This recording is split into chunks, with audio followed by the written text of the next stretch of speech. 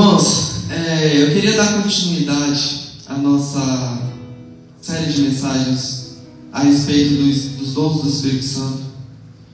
E hoje eu queria falar de um dom um pouco mais polêmico, que é o dom de cura. Ele é um dom mais polêmico porque a gente pode até atribuir talvez a incredulidade a respeito dos dons espirituais, porque em muitos momentos nós vimos através dos dons de cura talvez atos e coisas que talvez vocês olhando assim, vocês não conseguiram reconhecer o Espírito Santo naquilo. E isso de fato realmente aconteceu, infelizmente, na modernidade da igreja. Em muitos momentos o dom de cura foi usado para atrair pessoas, foi usado para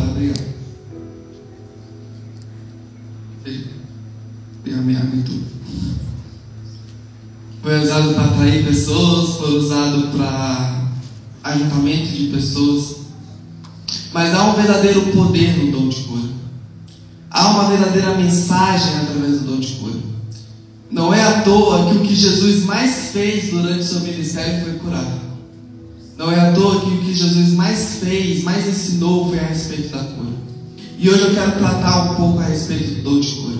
Amém? Então abra suas Bíblias em 1 Coríntios capítulo 12, versículo 7.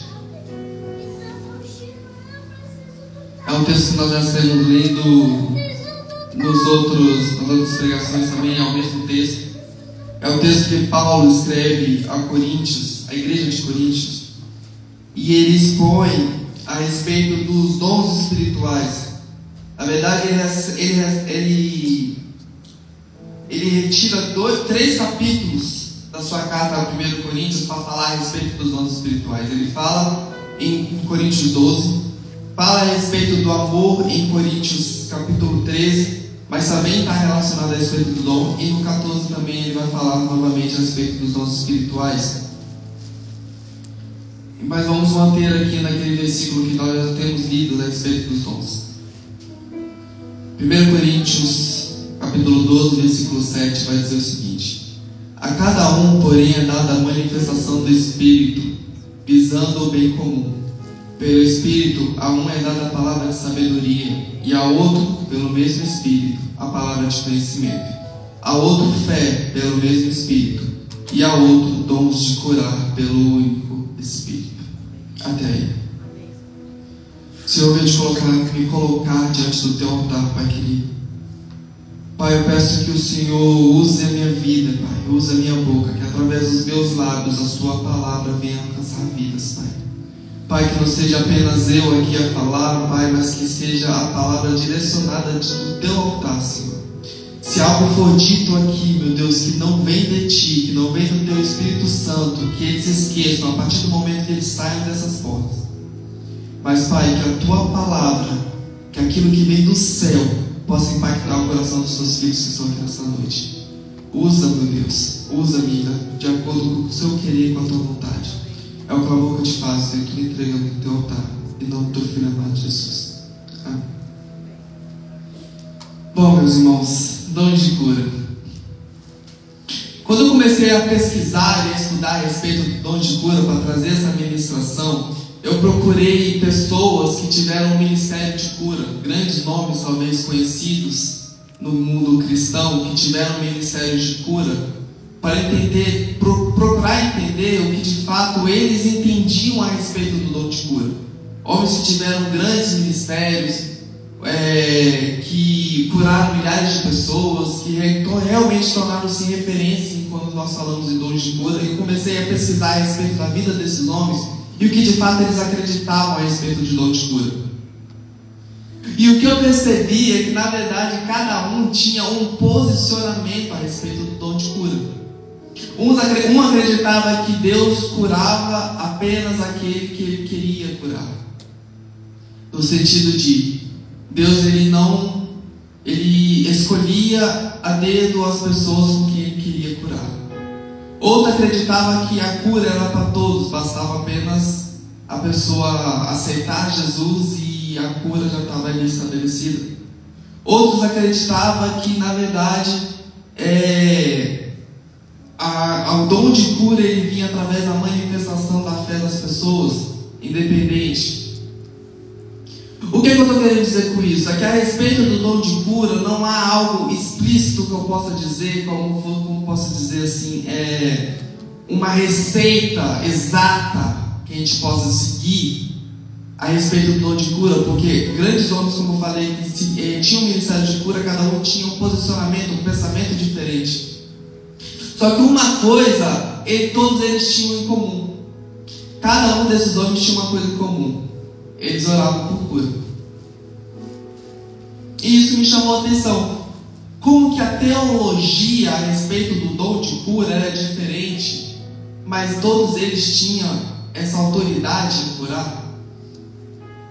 E que de fato chamou a atenção é que realmente eles procuravam orar por cura. Só que eu entrei naquela, vamos dizer assim, naquela crise que você tem aquele seu conhecimento a respeito de algum assunto, e quando vem algo muito fora daquilo que você entende, você fica, não, mas não foi isso que eu aprendi, tá meio que não estou entendendo. E eu entrei nessa crise porque eu aprendi sempre da minha vida toda que o dom de cura, ele era dado a pessoas específicas, a pessoas que recebiam esse dom. Só que o que eu entendi quando eu comecei a estudar a vida desses homens é que eles oravam por cura, independente de eles acreditarem na mesma coisa ou não, eles oravam por cura.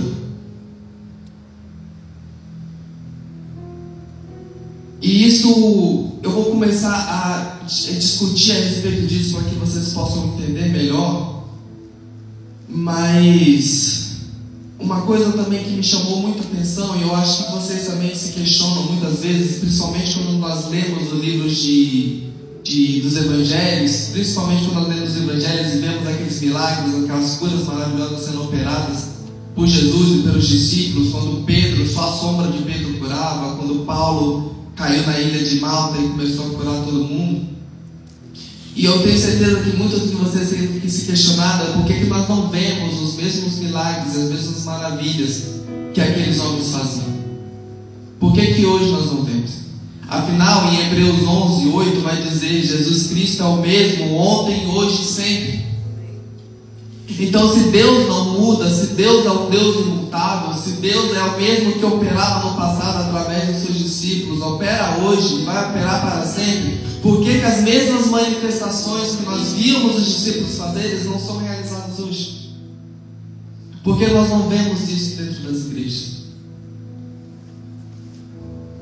Essa passagem de Hebreus, ela fala forte a respeito do dom de cura. Justamente porque a gente não entende o que de fato mudou. Se Deus é imutável, por que nós não vemos essa operação? Mas o fato é que podemos dizer é que crer que Deus pode fazer, muitas pessoas creem, mas poucos estão dispostas a fazer com que a sua vida seja o canal dessa operação. Como assim, Daniel? Se eu perguntar para vocês assim, entra um cadeirante aqui, vem aqui no altar, e eu só perguntar para vocês: vocês acreditam que Deus pode curar esse cadeirante? Ele pode sair daqui desse altar andando? Vocês vão dizer? Sim. Todo mundo acredita que Deus tem o poder de curar esse cadeirante. Agora, se eu chamar um de vocês para orar por esse cadeirante, para que ele seja curado, quem vai vir? Quem vai se dispor a levantar e vir impor as mãos sobre esse cadeirante? Afinal, se todos crerem que Deus tem o poder de curar, então quem vai se levantar para colocar a mão sobre esse cadeirante para que ele seja curado?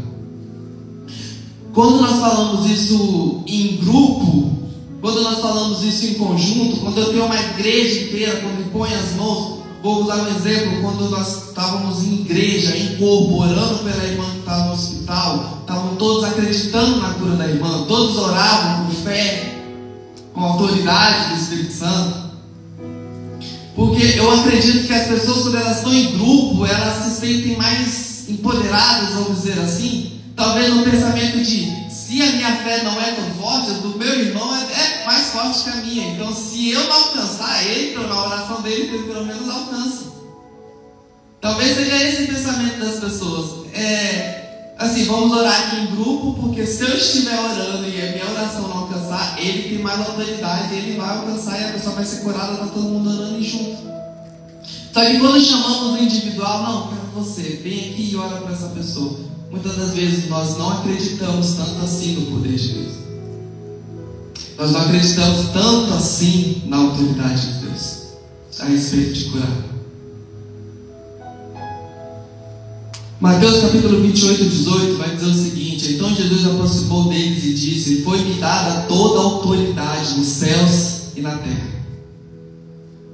Quando nós falamos disso, nós entendemos que a Deus, a Jesus, é dada toda a autoridade, ou seja, Deus tem autoridade sobre a vida, Deus tem autoridade sobre a morte, Deus tem autoridade sobre tudo, Ele é Senhor de tudo, Ele é Deus de tudo, Ele tem autoridade sobre tudo.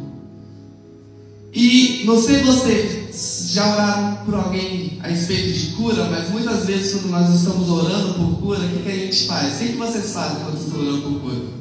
Eu particularmente, a primeira coisa que eu falo quando eu estou orando por alguém para ser curado é: Deus, se for da sua vontade, se por acaso, tecnicamente eu passo a responsabilidade para Ele, no sentido de, se curar, amém, se não curar, é com Deus, é só com Ele. A gente acaba, no início da oração, a gente acaba transferindo toda a responsabilidade. De fato, o poder de curar vem no Senhor Jesus. Mas deixa eu te falar uma coisa que talvez vai causar assim, um certo conflito na sua mente. Mateus capítulo 10, 12 vai dizer o seguinte: chamando os seus discípulos, deu-lhes autoridade para expulsar demônios imundos e curar todas as doenças infectadas. Então, se Jesus ele tinha toda a autoridade para curar, para ressuscitar mortos, e em Mateus capítulo 10 vai dizer que Ele deu aos seus discípulos essa mesma autoridade, entenda que eu não estou dizendo que nós vamos roubar a glória de Deus. Entenda que nós também temos, através de Jesus, autoridade para expulsar demônios e operar sinais de cura. O que eu quero dizer com isso, meus irmãos? Muitas das vezes, quando nós oramos por alguém por cura, aí nem a gente mesmo acredita que a pessoa vai ser curada. Por isso que a gente transfere toda a responsabilidade para Jesus, porque nem a gente acredita que ela vai ser curada. A gente fala: não, Deus, se for da sua vontade, cura, porque falta nos acreditar que de fato nós temos a autoridade dada por Jesus para curar. Eu vi uma ministração uma vez de um pastor, não sei se vocês já ouviram, tem um documentário na internet que se chama Espírito Santo. Em inglês, está em inglês esse documentário, gente, Holy Spirit, exatamente. É de pastores americanos, tem lá Billy Graham, tem lá grandes nomes, pastores americanos, eles saem para a rua e começam a orar por pessoas desconhecidas. Um desses pastores, ele chega no show de rock, tá lá aquela galera do rock pesado, não é oficina G3 não, é aquele rock pesado mesmo, aquela galera que tatuou o branco do olho, aquela galera meio louca mesmo. E esse pastor chega lá e começa a gritar no meio das pessoas dizendo assim: tem aqui um ateu que tem uma perna menor que a outra, e Deus falou que eu preciso orar por ele para a perna dele voltar a crescer. No meio do show de rock, os caras lá doidão já tinham usado tudo que podia usar. Aí chega um cara mancando, ele fala: sou eu, sou ateu e tenho uma perna maior que a outra. O que me chama a atenção nesse testemunho desse pastor é que quando ele começa a orar, ele não começa orando dizendo: Deus, se for da sua vontade, se o Senhor quiser. Ele pega, segura as mãos do rapaz e fala o seguinte com ele: antes de eu orar por cura, eu quero primeiro orar por você, porque da cura eu tenho certeza que você vai ser curado. Que autoridade é essa? Que autoridade esse homem tinha para tirar para o outro e falar assim: da cura eu tenho certeza que vai ser curado, mas primeiro eu quero orar por você.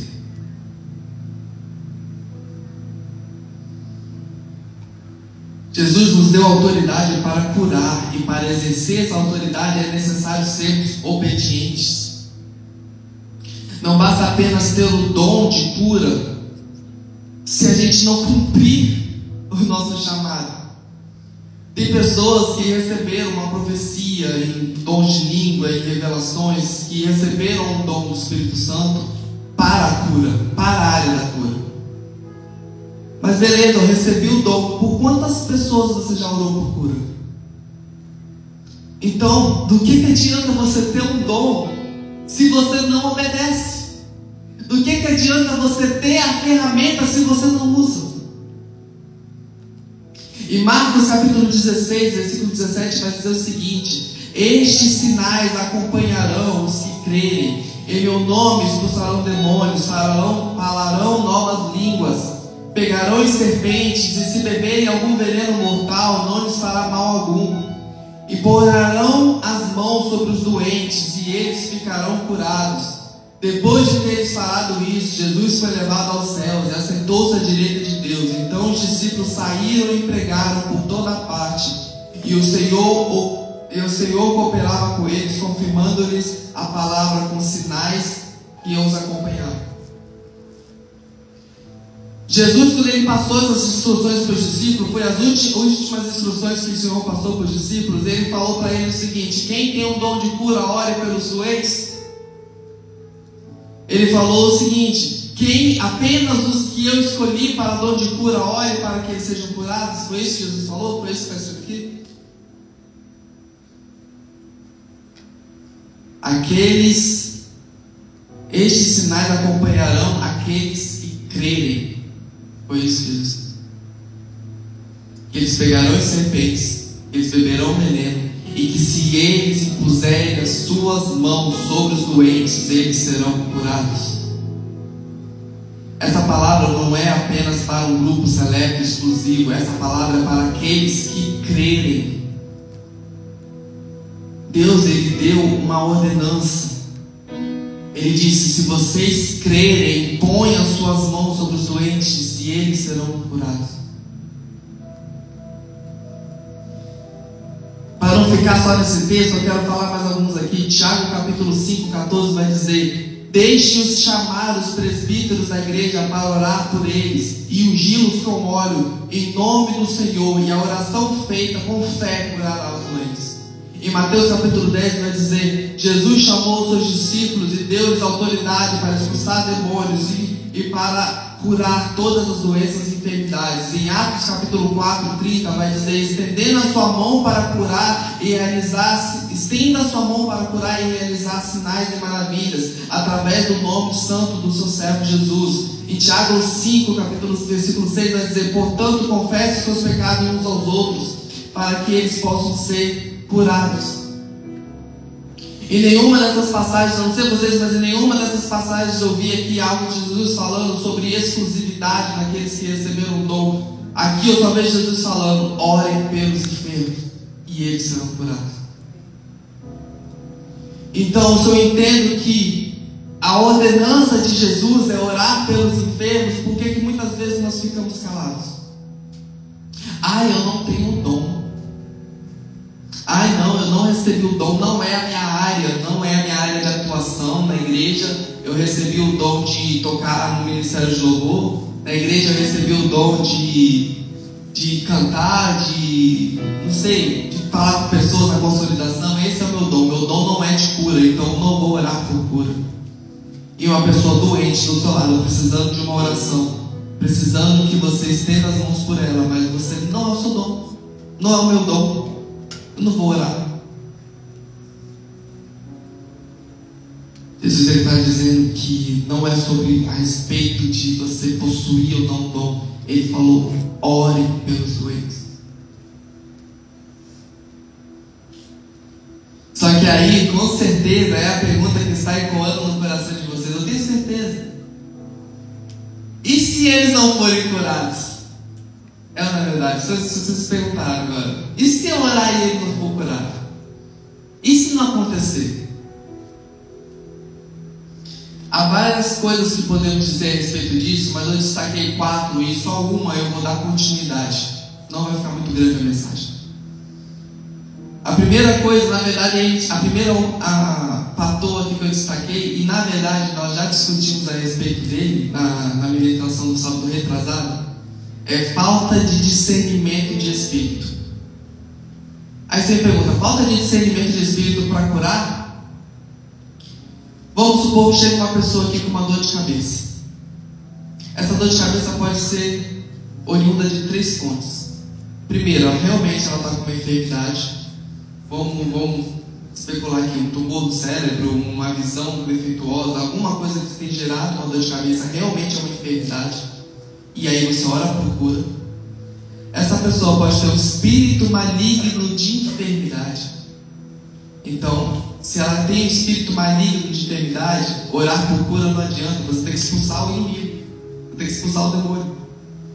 Ou então essa pessoa pode ter apenas tido uma semana emocionalmente agitada. Talvez essa pessoa passou por vários estresses e aquilo é consequência de uma semana agitada. Não é uma enfermidade, não é um demônio, é só cansaço. Uma vez um jovem virou para mim e falou assim que ele estava sofrendo muitos ataques na área de ansiedade, que ele estava tendo várias crises de ansiedade e vários ataques de depressão, e ele falava que ele só sabia chorar e não sei o quê. E eu falei para ele, meu irmão, você tem descansado? E ele falou, Dani, eu acordo às 6 da manhã, trabalho até 7, 8 horas da noite, vou para casa, às vezes quando eu estou chegando em casa, meu patrão me liga de novo, eu volto para o trabalho, fico lá até 10, 11, 1 hora da manhã, volto para casa, durmo até às 5, volto para o trabalho às 6 de novo, e trabalho de novo, e trabalho no sábado, e trabalho no domingo, e trabalho no feriado, e trabalho... Meu amigo, isso não é demônio não, você está cansado, cara. Isso não é ataque espiritual de inimigo, que ele está cansado. Você não dorme, você não descansa, você não para. Então ter discernimento espiritual na hora de orar por uma pessoa é relevante, porque você precisa saber se aquilo é um demônio, se aquilo é uma doença, ou se aquilo é cansaço. A pessoa está... E às vezes a gente não tem esse discernimento, a gente vai orar por cura e a pessoa não vai ser curada. Você vai pensar, eu não tenho o dom da cura. Mas às vezes a pessoa não estava cansada, não era para orar por cura, a pessoa só precisava dormir. Um outro fator, eu posso dizer, é que Deus tem propósito na enfermidade. E por mais que vocês achem isso um escândalo, não, Deus tem propósito que a pessoa sofra.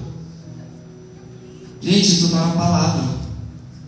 Esqueceram que Paulo, ele vira para Deus e fala, tira de mim esse espinho da carne e cura. Alguns teólogos vão dizer que Paulo sofria de algum tipo de enfermidade e ele orava para Deus para que Deus tirasse a enfermidade dele. E o que Deus respondeu para ele? A minha graça te basta.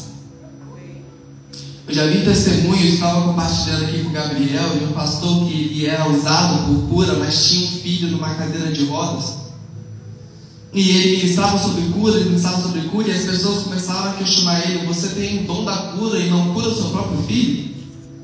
E aí ele começou a questionar a Deus e ter uma sua discussão com Deus e falar, com que autoridade eu vou ter que curar, ministrar sobre cura, sendo que eu não consigo curar meu próprio filho? E aí ele dá um ultimato para Deus e fala, se você não curar meu filho, eu paro de ministrar sobre cura. Deus opera um milagre na vida do filho dele, e o filho dele volta a andar. Passado 3, 6 meses, o filho dele sai da igreja. E aí Deus falou para ele, tá vendo por que seu filho porque eu não queria curar seu filho? Tá vendo? O propósito dele está naquela cadeira de rodas. Há propósitos na enfermidade. Os caminhos de Deus, Paulo vai dizer, quem sondou a mente do Senhor, quem conhece o caminho do Senhor, quem sabe o que o Senhor pensa. Deus, ele tem o seu propósito em tudo, e às vezes na enfermidade também, ele vai ter o seu propósito. Ele vai ter o seu propósito, porque talvez através da enfermidade, ele vai ministrar na vida de outras pessoas. Uma vez eu ouvi uma pregação muito dura a respeito disso, e a irmã que estava pregando, ela falou assim, as pessoas acham que Deus está preocupado com a nossa felicidade, Deus está preocupado com a nossa salvação. A felicidade ele garante na eternidade, mas para isso a gente tem que chegar lá. Se o próprio Jesus andou na terra e sofreu sofreu, a palavra fala que ele foi experimentado em dores, ele foi um homem de amarguras. Jesus sofreu aqui na terra. Se o próprio Deus, o nosso próprio Senhor, que a qual nós declaramos Senhor, Senhor, Rei, Rei, sofreu, por que a gente acha que a gente não vai passar por problemas e tribulações?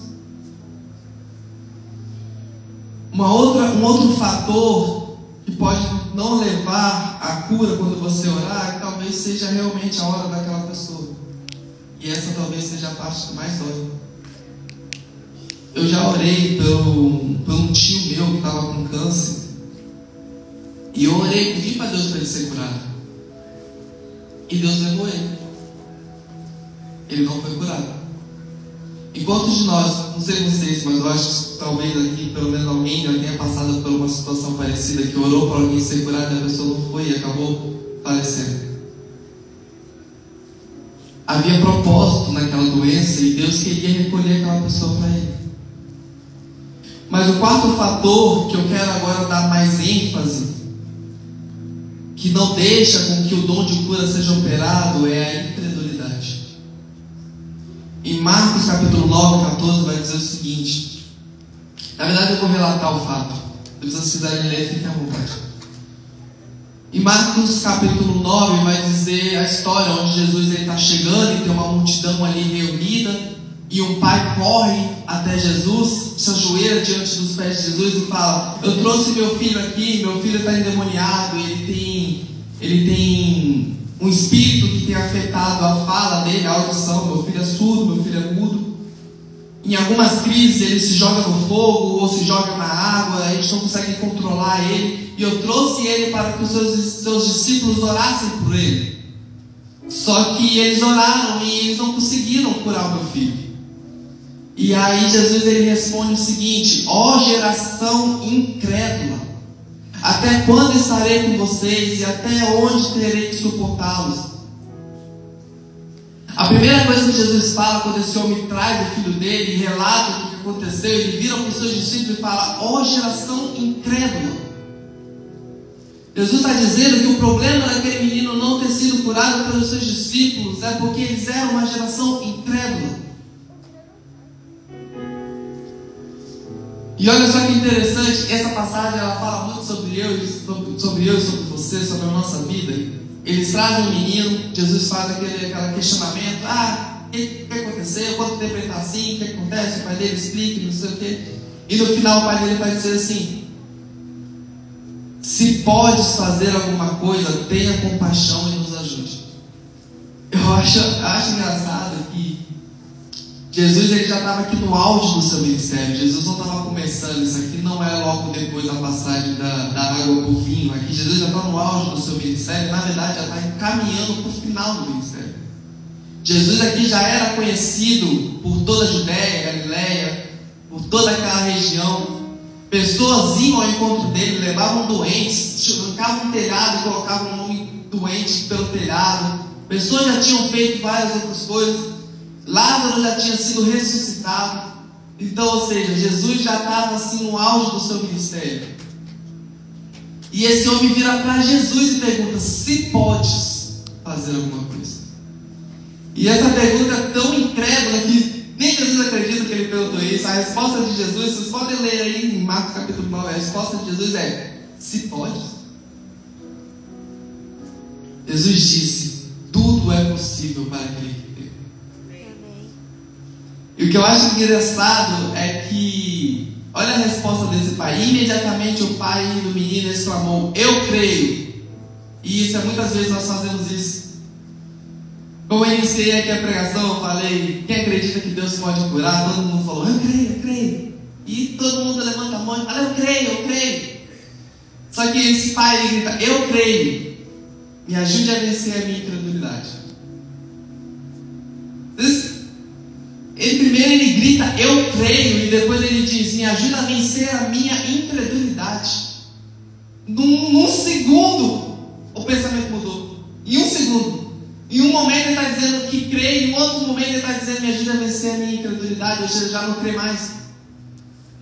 E essa variação é o que nós acontecemos na nossa vida constantemente. Em um tempo nós estamos gritando e falando: eu creio, eu creio, eu creio. E num um segundo depois a gente já não está mais acreditando em mais nada. A fé é algo fundamental para o meu processo de cura. E o que temos faltado hoje para mover nos dons de cura é a fé. Só que antes que se comece um caça às bruxas, porque muitas vezes a gente tem... Eu já vi várias vezes, quando vem aquele homem que é muito usado por cura, e ora para uma pessoa e a pessoa está curada, e sabe o que ele faz? Ele não vai colocar a culpa nele. O que ele vai dizer? Você não tinha fé suficiente. Você não foi curado porque não tinha fé suficiente. Só que, pensa comigo, assim como Deus deu autoridade em Mateus aos seus discípulos para eles ministrarem sobre cura, eu entendo que os discípulos de Jesus já oravam por cura. E já tinham curado outras pessoas. Até que chegaram no menino que não podiam curar, que não conseguiam curar. Então, o que nós temos que entender é que às vezes não é apenas a fé da pessoa que está recebendo a cura, mas a fé daquele que está orando, acreditar que de fato a cura pode ser possível. E muita gente atribui essa fé, talvez, a maneira de orar. Tem gente que acredita que tem que ter aquela oração pentecostal. Já vi casos de gente que foi chamado o pastor para orar pela vida de uma pessoa, e o pastor chegou e falou: olha, Deus, aqui está a irmã com enfermidade tal. Eu peço ao Senhor que opere a cura na vida dela, e ele tira a enfermidade. E ele terminou de orar assim, tranquilo. E a irmã virou para ele: só isso? Cadê aquela oração pentecostal? Cadê quem? Não tem? Não tem nada? Ah, por isso ele foi curado. Não teve aquele fogo, aquele mover, aquele sapateio, aquela gritaria. Gente, orar com fé, nada contra quem gosta de orar pentecostal. Eu já tive uma fase na minha vida que eu orava muito pentecostal. Batia pé e tudo mais. Nada contra. Não é sobre isso. O que eu quero dizer é que orar com fé é ter a certeza. O que é fé, gente? Fé é a convicção e a certeza daquilo que nós não vemos, mas esperamos. Orar com fé não é orar gritando, sapateando, mas é ter a certeza, a convicção de que nós não estamos vendo, mas nós almejamos e esperamos.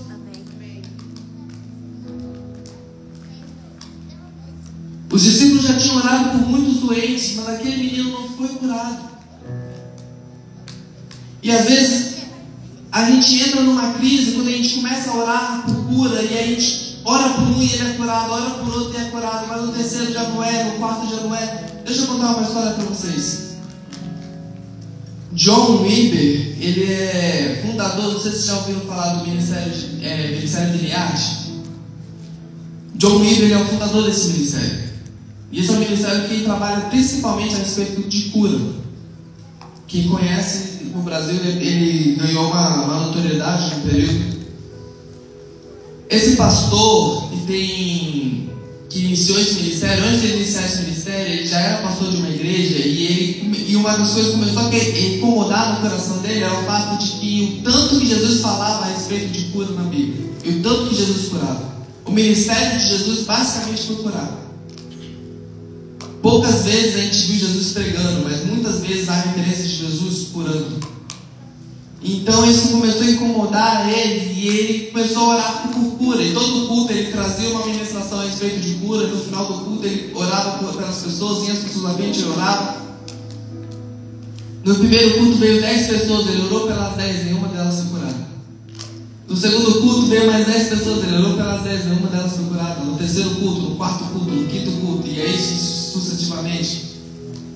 Quando ele dá esse testemunho, ele fala que ele deve ter orado por mais de 1000 pessoas, e nenhuma delas foram curadas. O entrevistador, quando estava fazendo essa entrevista com ele, perguntou: cara, esse tanto, e por que você não parou? Às vezes, gente, a gente começa a orar por cura, e porque a primeira pessoa que a gente orou não foi curada, a gente já para, já não ora mais por cura. Aí a gente ora, às vezes a gente está, a primeira é curada, mas quando orar pela segunda e pela terceira não é, a gente também para.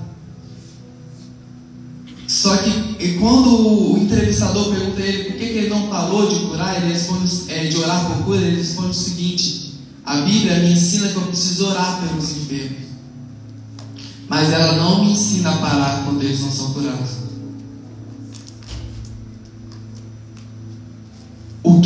está baseada a nossa fé? É nos resultados ou na obediência? É isso que eu quero tratar hoje com vocês. De fato, é esse o objetivo dessa mensagem. O que está pautado a nossa fé? É nos resultados que nós vemos ou no cumprimento da obediência a Deus? É quando Deus fala, ora, procure, quando você olha, você não vê nada e você para, ou que mesmo que não aconteça nada, você continue e não para.